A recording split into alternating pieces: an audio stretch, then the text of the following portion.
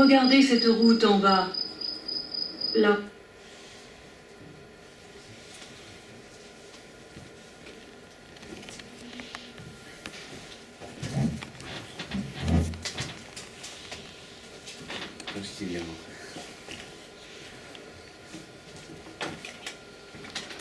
Donc dans cet extrait, où nous sommes très exactement au milieu du film,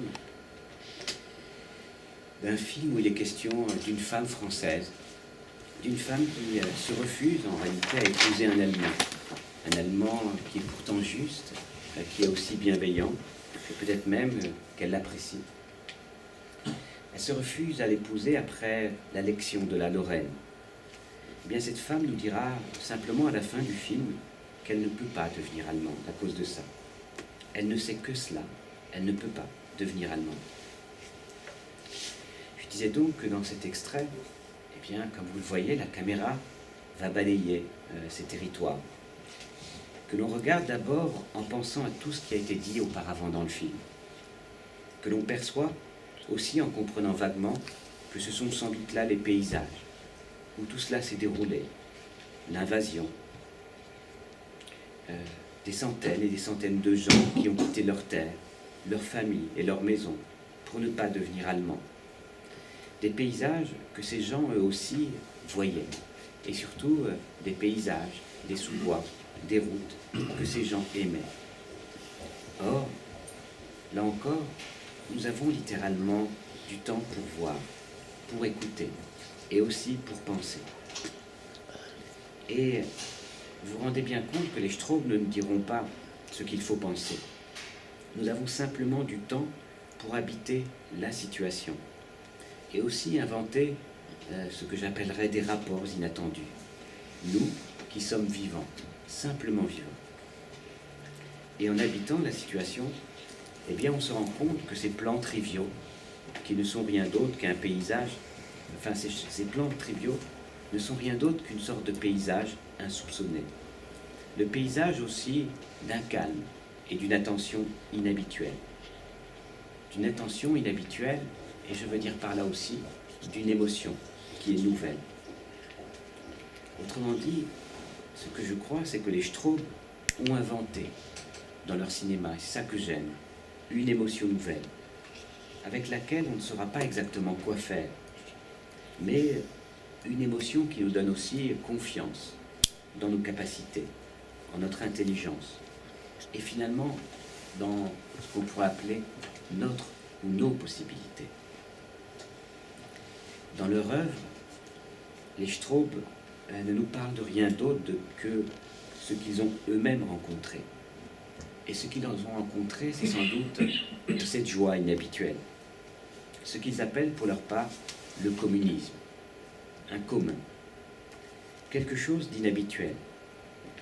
Je cite là des phrases qu'aime à citer Straub et qui tient d'Hölderlin, quelque chose d'inhabituel, de tellement inhabituel que cela vaut la peine de se battre pour la faire vivre, cette chose.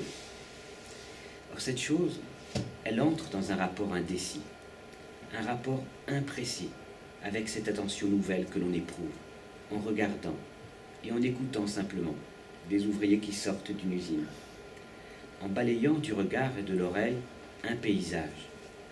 Elle a aussi sans doute un rapport avec ce que nous dit ici une femme, ou ce que nous dira ailleurs un homme qui envisage le monde, donc très exactement, à hauteur d'homme.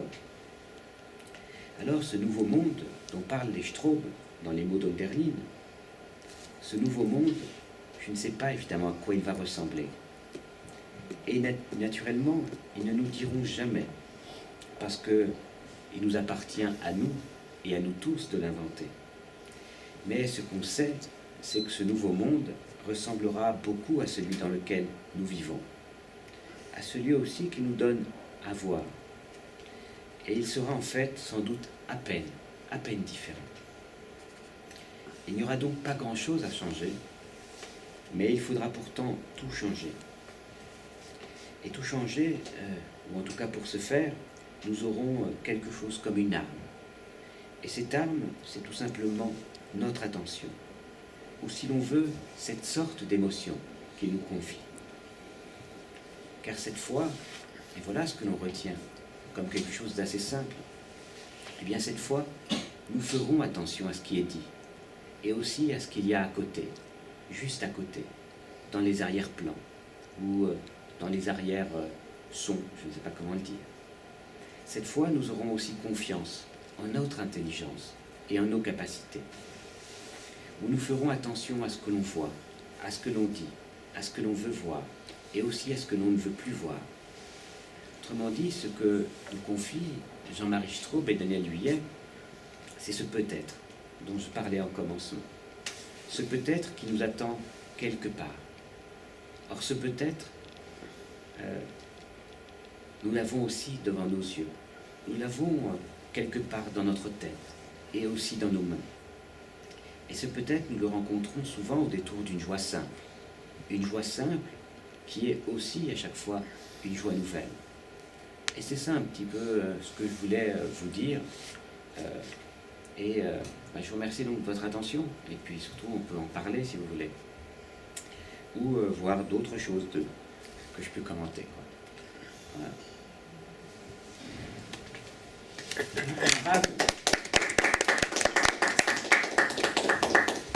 Bon, je vais laisser la parole à la salle, de façon à ce que vous exprimiez à Alexandre vos propres conceptions. La difficulté avec, je trouve, là, tu as bien fait de présenter des images, parce que la difficulté, lorsque l'on parle des films, effectivement, c'est que l'on parle à des personnes qui sont averties et qui les connaissent. Là, pour le dernier, les autres, autant je vois à peu près. Là, le dernier, je vois plus très bien. Il y a une promenade ensuite, il y a une conversation.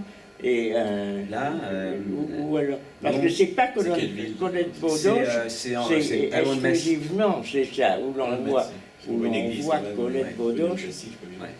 Oui, là, qu'est-ce qui se passe? Là, c'est un film. C'est ça le problème. C'est un film très atypique en fait. Le premier plan se déroule à Metz en fait, et c'est un des rares films qui est en voix off. C'est un des rares films où on est en voix off, où on nous raconte en fait ce qu'a été, en reprenant donc des points de Colette Baudoche, on nous raconte ce qu'a été ce moment-là, et on raconte des choses assez simples. Hein. C'est-à-dire que des centaines et des centaines de jeunes gens sont partis de chez eux parce qu'ils ne voulaient pas devenir allemands. Oui, mais il y a un texte. Et il y a le texte. Le texte, l'image, là, telle que tu la présentes, se déroule sans texte. Ce passage-là, oui. Alors c'est un passage que j'ai extrait, qui est au tout milieu du film, et pendant un moment, il n'y a rien. Rien n'est dit. Voilà. C'est un passage absolument silencieux où on regarde, en fait.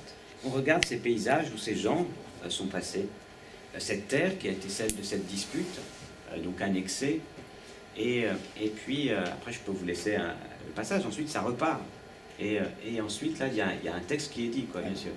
Il y a un texte qui dit, mais on y voit peu, pas le personnage, sinon à la fin, une femme qui dit à ce professeur, à ce docteur, elle dit qu'elle ne peut pas devenir allemande. Voilà, c'est le seul moment où c'est un des rares moments où un acteur, on va dire le texte en costume. Je fais une remarque sur autant.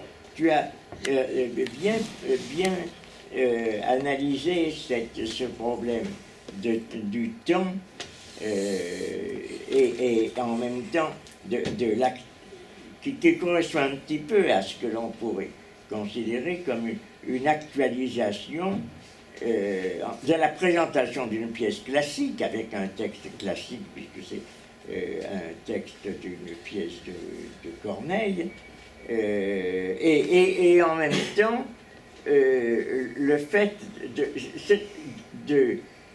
d'actualiser cet espace temporel de façon à ce qu'il soit mis en présence non pas d'une reconstitution, on n'agit pas avec une reconstitution de de la Rome antique, on agit avec la Rome dans ses propres ruines, et c'est à partir justement de cette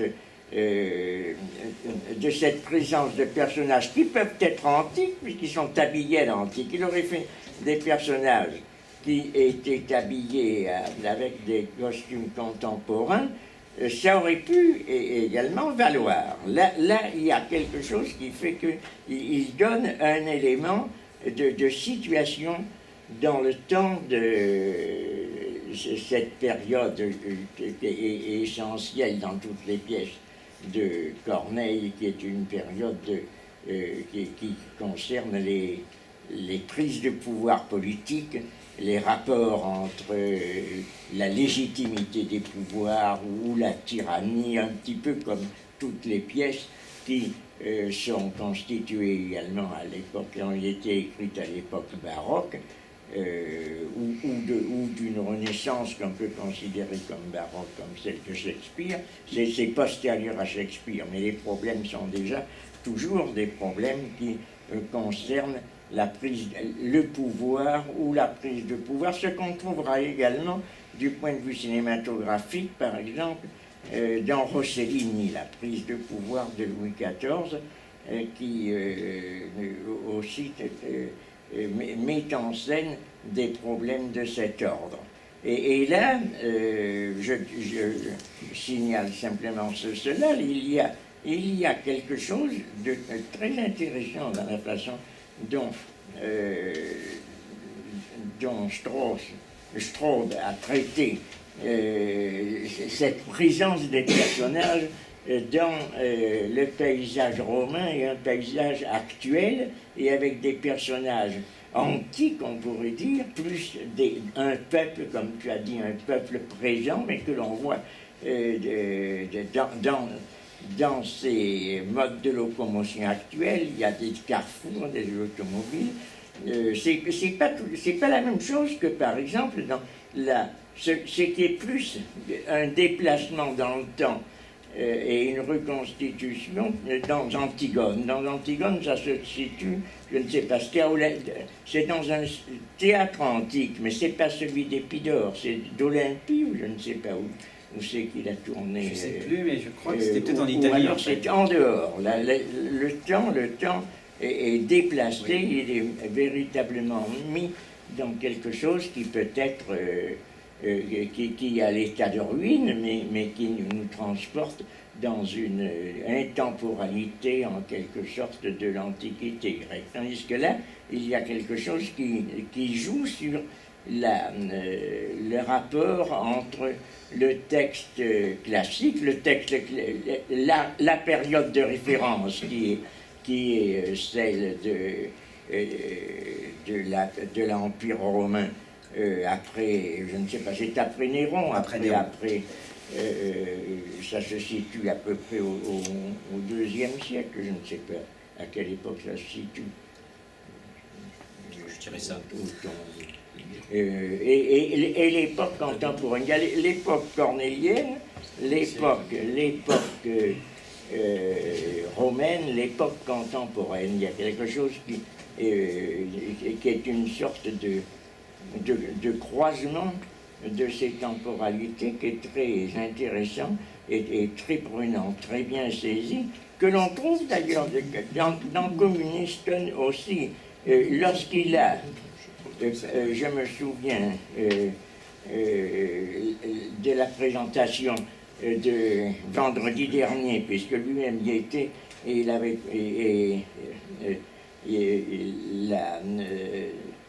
le vendredi 20 mars, oui, où avaient été présentés les communistes, et il y a un étudiant, je pense que c'est un étudiant, qui a fait des remarques en disant « mais ces communistes n'ont rigoureusement rien à voir avec ce qu'on appelle le communisme, puisque le communisme actuel, justement, est vu à travers les régimes totalitaires, ou la Chine communiste, ou la Russie de Staline, etc. Et tandis que là, c'est quelque chose de tout à fait différent. Là aussi, il y a quelque chose qui nous déplace à une époque où le communisme pouvait signifier en Italie, en Allemagne, c'était la lutte à travers la lutte des hitlériens contre les communistes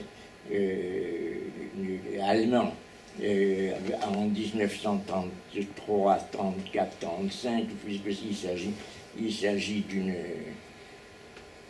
d'un texte de Malraux, le temps du mépris, et d'un Allemand qui a été emprisonné et soumis à l'emprisonnement par la police hitlérienne, la Gestapo. Là, ensuite, en Italie, il s'agit de... Je ne sais pas exactement en Italie. Je n'ai pas compris de qui était le texte. C'est d'un auteur italien. Franco Fortini. De... Ah, lequel? Parce qu'il y a plusieurs passages. Oui, il y a Elio Vittorini. Dans les communistes. Et il y a un peu plus tard Franco Fortini. Oui. Et où l'on représente... il y a des personnages qui évoquent un temps de résistance contre les nazis, contre l'occupation allemande en Italie, c'est ça. Mais qu'il évoque d'une façon qui est très curieuse d'ailleurs, parce que c'est dans une campagne verdoyante, avec du vent, le chant des oiseaux, etc. Et notre part, ce dont il parle n'est pas tellement la lutte contre les forces militaires, contre les Allemands, ni l'existence d'un marquis, c'est des relations personnelles, voire amoureuses, qu'il peut y avoir entre des gens. C'est ça, en fait.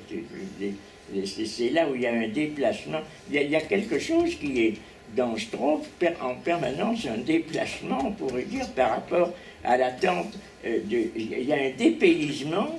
Il y a une implantation dans des paysages extrêmement concrets qui sont en effet très bien vus, très bien, on pourrait dire matériellement, charnellement, concrètement situés en dehors de toute vision qui serait artificielle, carte postale ou autre. Là, on se sent effectivement l'image est quelque chose qui nous donne quelque chose d'extrêmement fort dans le caractère concret de l'implantation spatiale. Mais en même temps, il y a quelque chose qui est un dépaysement perpétuel, c'est-à-dire par rapport à l'attente. C'est-à-dire, on attend.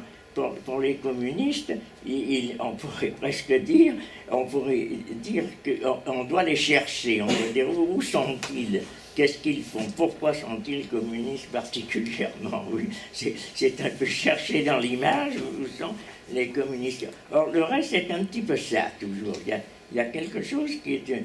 Et là, je dois dire, j'aime bien ce que fait Strauss, je dois dire que le point de vue, je n'entre pas, sauf rarement, dans son point de vue. Je dis sauf peut-être dans en effet le clavecin de Bach, le petit cahier, je ne sais pas comment ça s'appelle, le petit cahier d'Anna Magdalena Bach, qui, lui, alors donnant la musique, nous fait pénétrer d'une façon très concrète également, très actualisante dans la musique de Bach, dans l'élaboration de la musique, dans l'exécution de la musique, puisque ce sont effectivement, je crois, c'est pas à partir de disques, ce n'est pas à partir d'autres exécutions musicales qu'il l'a fait. Je crois que ça a été joué, mis en scène pour le film même dans le clavecin de Bach. Et il y a en particulier d'ailleurs dans les parties musicale, mais aussi dans les parties chantées, il y a quelque chose de tout à fait remarquable. Mais donc du point de vue de l'esthétisme, de la sensibilité propre qu'il éveille. Là c'est plus sensible. Pour le reste, de quel point de vue part-il? C'est ça. Qu'est-ce que c'est que... C'est difficile, pour moi tout au moins, ce n'est pas commode à saisir.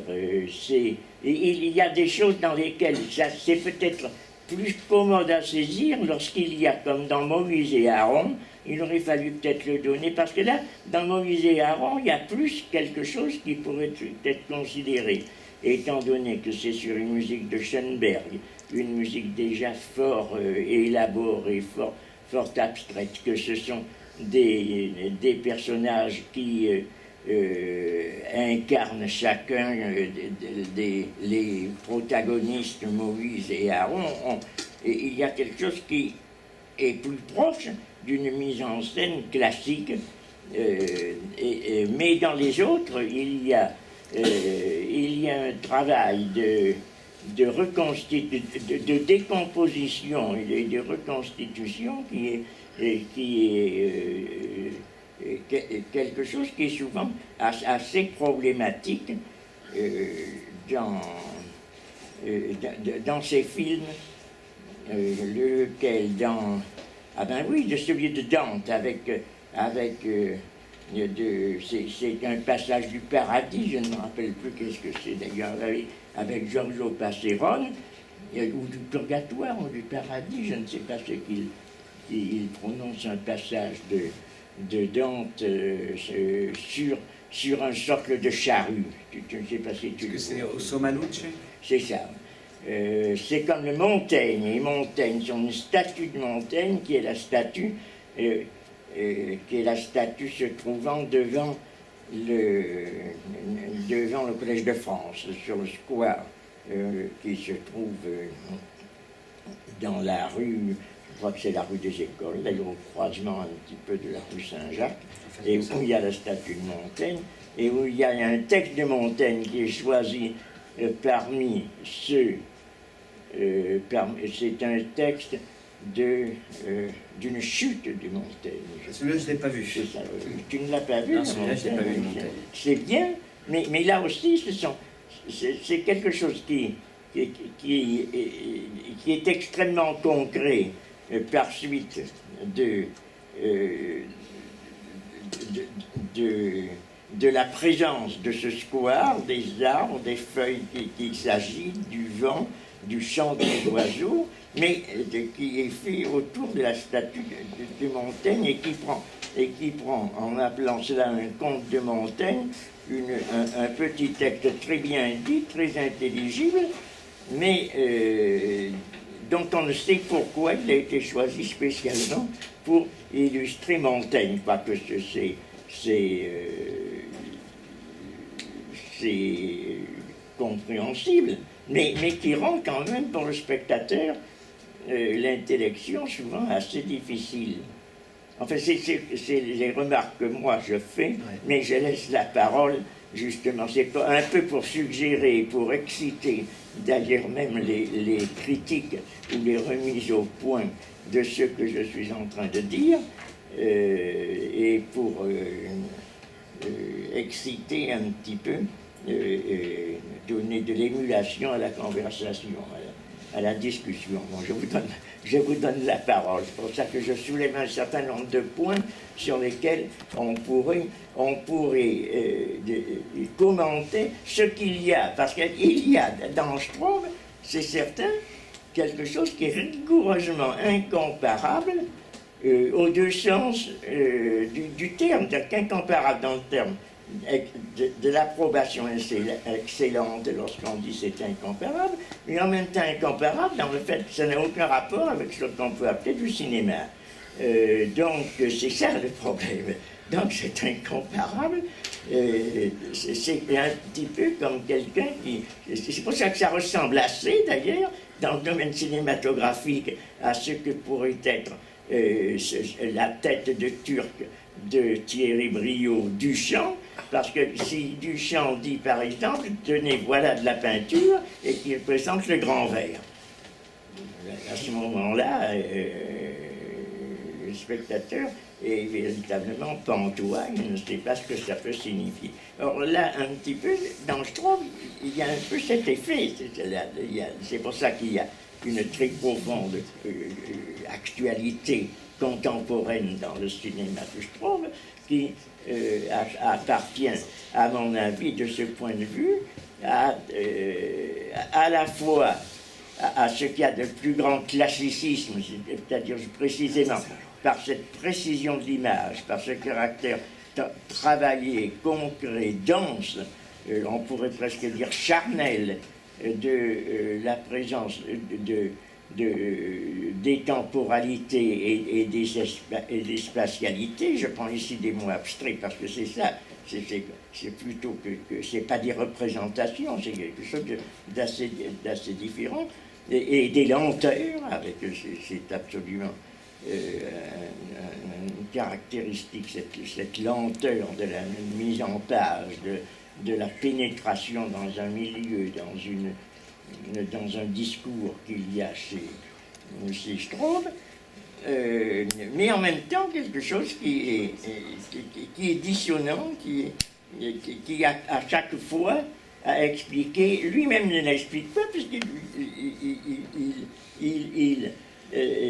quand il en parle, ou qu'il en dit quelques mots, et on a l'impression qu'il pense que c'est la seule chose que l'on puisse faire dessus. Par exemple, je sais pas, il dit je ne vais pas représenter cela, etc. Alors que c'est, malgré tout, le spectateur du cinéma demande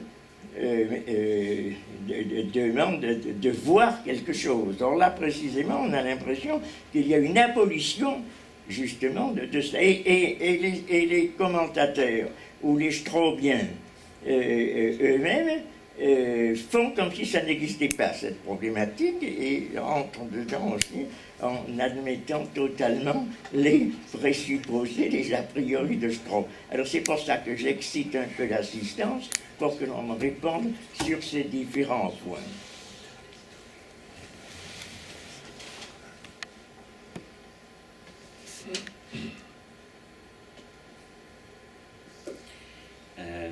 Ah non, c'est pas toi l'assistant, c'était là, puisque toi tu donneras ton avis ensuite.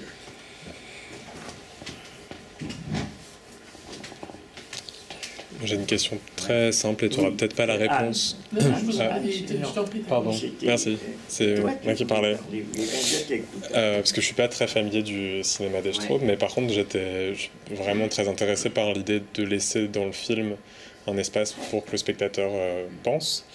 Et du coup, tu disais qu'il décide, il pluriel, de montrer le monde, comme le plan que tu nous montres là, qui passe toujours par des plans de paysage, en nous disant que c'est des espaces de pensée libre, où on ne nous dit pas quoi penser, même si en même temps, d'une part, c'est quand même entouré d'un texte, donc c'est plutôt pour réfléchir sur ce qui se passe dans le film, mais surtout, c'est un choix de montrer le paysage, et j'étais quand même curieux de voir, d'une part, ces paysages, c'est toujours des villes, des régions spécifiques, enfin des régions, et justement pas des villes, s'il y avait des cas où ils essayaient de créer cet espace-là, avec d'autres images que celles de paysages, plutôt de nature, avec tout ce mot, enfin, je préférerais pas l'utiliser, mais voilà, et ou voire même si parfois ça passait par du noir ou une absence d'image. Ouais. Bah, là, dans le Kommunisten, il y a, je rebondis juste sur l'absence d'image. Pour que j'entende aussi, ouais. Parce que j'ai pas une bonne idée. Dans Kommunisten, il y a une scène fameuse que suggérait René, où il y a une absence d'image. En l'occurrence, c'est juste que, avant, c'est la guerre d'Algérie, après c'est la Kommunisten, mais il y a un personnage qui doit se faire torturer. Et là, lui, il décide de ne rien montrer. C'est un écran noir, littéralement. Il ne veut pas la montrer. Là, on est confronté à une forme d'écran noir. Alors après, il n'y a pas que des scènes de campagne. Là, c'est plutôt le registre dans lequel on les retrouve plongés ces dernières années, mais en l'occurrence, il y a un film qui est à peu près contemporain d'Othon, qui s'appelle Leçon d'histoire, et qui est très connu dans l'histoire du cinéma, parce que au début, eh bien, le personnage, c'est tiré de Brecht aussi, mais le personnage protagoniste est quelqu'un qui va aller rechercher des leçons d'histoire. Et on le retrouve dans sa voiture, une petite voiture à Rome. Il conduit, et derrière, la caméra est logée. Et en fait, c'est un très long plan séquence où il circule dans la rue de Rome. Il circule dans la rue de Rome, et qu'est-ce qui se passe quand je disais qu'il donne du temps? Ben, ça veut simplement dire qu'on s'ennuie un peu, en fait. On s'ennuie un peu, c'est-à-dire qu'il n'y a pas d'événements qui sont très bouleversants. Et c'est pour ça que je disais qu'il faut avoir un peu confiance en eux. Avoir un peu de confiance en eux, ça veut dire avoir un peu de patience, parce qu'au bout d'un moment, quand on passe, on va dire, un certain sas de ce qu'on est habitué à voir, on a vraiment, René disait que c'était incomparable parce qu'en effet, ça, on ne le revoit pas, quoi. On ne le revoit pas, et donc on passe une espèce de sas qui est celui de notre attention habituelle. On n'est pas exactement distrait par une situation, des acteurs. Évidemment, les paysages que l'on voit, on les voit dans la rumeur de ce qu'on a entendu. Mais parfois, et c'est ce que j'essaie de raconter aussi dans ce film-là, dans le haut ton, je veux dire, au début, mais qu'est-ce qui se passe? On a des types en costume, on dit mais qu'est-ce que c'est que ça? Qui sont en surplomb. On voit des voitures, cette image est absolument incroyable, et d'abord on ne sait pas quoi regarder. Et puis ensuite ils parlent et on ne comprend pas très bien ce qu'ils disent. Il faut petit à petit s'habituer à leur langage pour commencer à comprendre de quoi il est question. Et en même temps, on regarde ce qu'ils disent, on regarde leur costume, qu'est-ce que c'est que cette tenue, et on regarde la ville en contrebas. Et donc ce que je sais dire, c'est qu'il y a une espèce de parasitage, une manière d'être en quelque sorte encombré par d'autres éléments. Et là-dedans, on fait notre chemin. Mais on fait notre chemin, c'est-à-dire qu'on mobilise notre attention. On éveille une attention un peu nouvelle. Bon, c'est ça que j'essaie d'appeler, moi, un paysage nouveau. Et là, dans l'extrait que j'ai montré de Lothringen, eh ben, on est dans un moment du film où tout d'un coup, on ne va plus parler, entendre autre chose que ce que le micro de la caméra, je crois que c'était encore Louis Hochet, va à ce moment-là appréhender, c'est-à-dire la nature et ainsi de suite. Alors, on peut penser, ça veut dire que d'abord, bien sûr, on a la rumeur de ce qui a été dit. Donc ça va, évidemment, c'est ce qu'on va interroger. On va interroger les lieux avec ce qu'on a entendu. Mais on va pouvoir aussi décrocher, en quelque sorte. Et puis se dire, mais qu'est-ce que c'est? Et puis, les éléments qu'on va voir vont prendre un sens par rapport à ce qui est dit, mais pas uniquement aussi. On peut penser. Et ça, c'est, je crois, une maxime qui est là. C'est-à-dire qu'on s'ennuie un peu, mais le s'ennuyer, c'est aussi cet espace qu'on peut penser. Et au bout d'un moment, René disait un peu, parlait de son expérience. Il disait, tiens, non, chronique d'Anna Magdalena Bar, je rentre.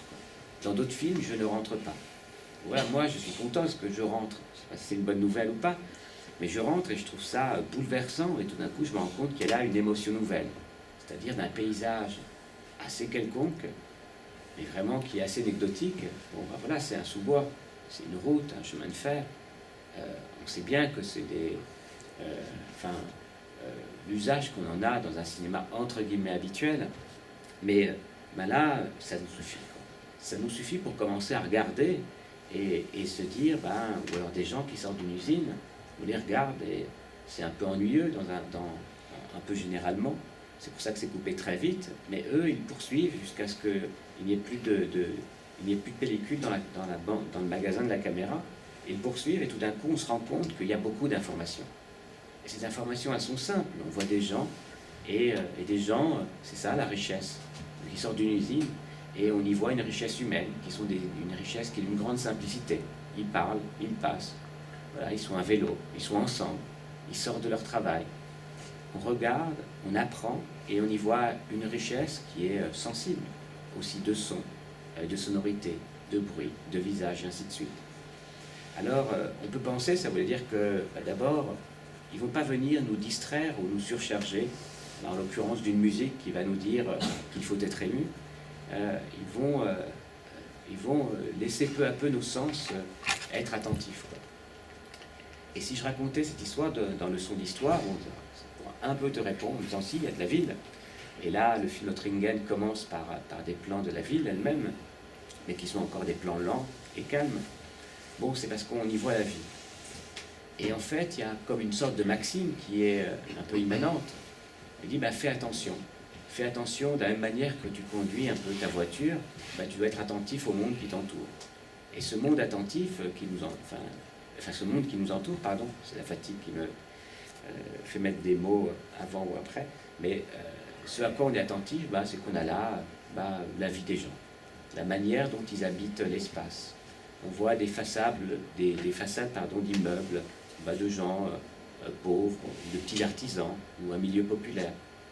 Donc voilà, moi ce qui m'intéresse, là il s'agit un peu d'une forme de pédagogie, mais ce qui m'intéresse et ce que j'aime, c'est que bien au bout d'un moment, on prend ces plans qui viennent d'on ne sait où, mais qui est une forme qui résiste absolument. C'est-à-dire que quand moi je vois ces films, 2-3 jours après, je n'ai pas oublié. Je me dis, mais qu'est-ce que c'était que ce truc? Et quand je le revois, je me dis, ah c'est fou ça, je ne l'avais pas vu, je le vis autrement, et ainsi de suite. Ce que j'essaie de dire, c'est que donc on a une espèce d'attention qui est un peu nouvelle. On a aussi une émotion qui est forte, et cette émotion, elle porte sur ce que je disais, des gens simples, une espèce de richesse qui est celle d'un paysage, et de toutes les informations, et aussi de la manière dont on peut construire des rapports entre ce qu'on a entendu, ce qu'on a vu, mais en se déplaçant dans le plan. On choisit un peu ce qu'on veut voir. Et en choisissant, je trouve qu'on a la chance tout d'un coup de rencontrer un accident, qui est un accident auquel ils sont eux hospitaliers, qui est un petit chant d'oiseau, qui est assez anecdotique, qui va rencontrer une parole. On va décrocher de l'un pour aller vers l'autre, et là on a un battement, un entre-deux, un intervalle. Et c'est ça que j'essaie d'appeler comme un paysage qu'ils inventent, qu'ils nous donnent à voir. Alors je ne sais pas si j'ai répondu à ta question.